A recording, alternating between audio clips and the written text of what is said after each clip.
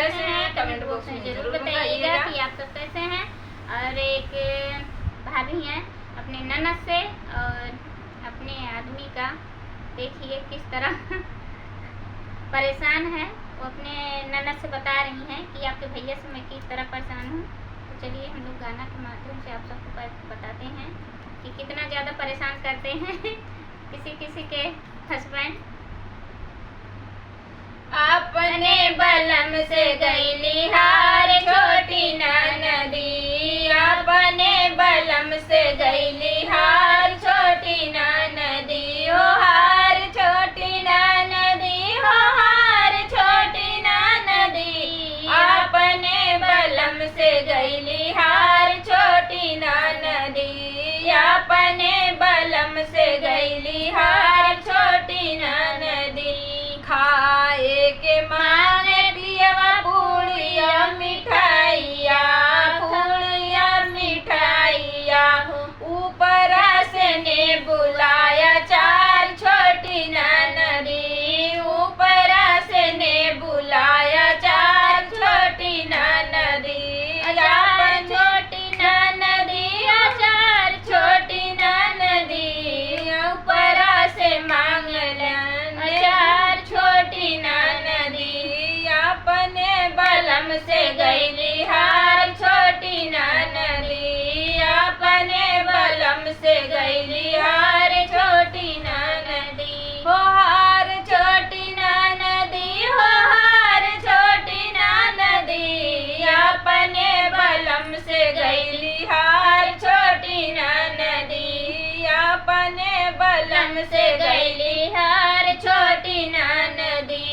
पिए के मांगे पियवा पानी भी सलहरी, हो पानी भी सलहरी, ऊपर से बियर हमार छोटी ननदी, ऊपर से बियर हमार छोटी ननदी,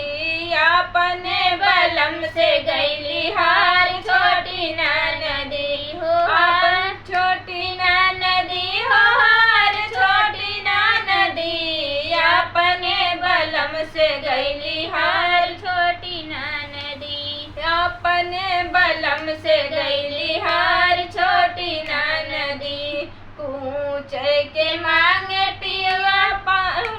सुपाड़िया, पानवा सुपाड़िया,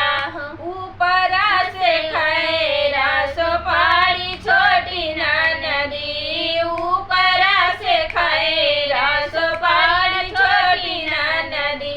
अपने बलम से गईली हार छोटी ननदी, अपने बलम से गईली हार छोटी ननदी, हो हार छोटी ननदी, हो हार छोटी ननदी, अपने बलम से गईली हार छोटी ननदी, अपने बलम से गईली हार छोटी ननदी। सोए के मांगे पियवा गादा गलाई जाओ, गादा गलाई जाओ, ऊपर से सौतन हमार छोटी ननदी, ऊपर से सौतन हमार छोटी ननदी, हमार छोटी ननदी, हमार छोटी ननदी, ऊपर से सौतन हमार छोटी ननदी, ऊपर से बलम से गईली हार छोटी ननदी, अपने बलम से गईली हार छोटी ननदी, हो हार छोटी ननदी, हो हार छोटी ननदी, अपने बलम से गईली हार छोटी ननदी, अपने बलम से गईली हार छोटी ननदी। हमारा गाना कैसा लगा कमेंट बॉक्स में जरूर बताइएगा। मिलते हैं नए गाने के साथ नेक्स्ट वीडियो में, तब तक के लिए धन्यवाद।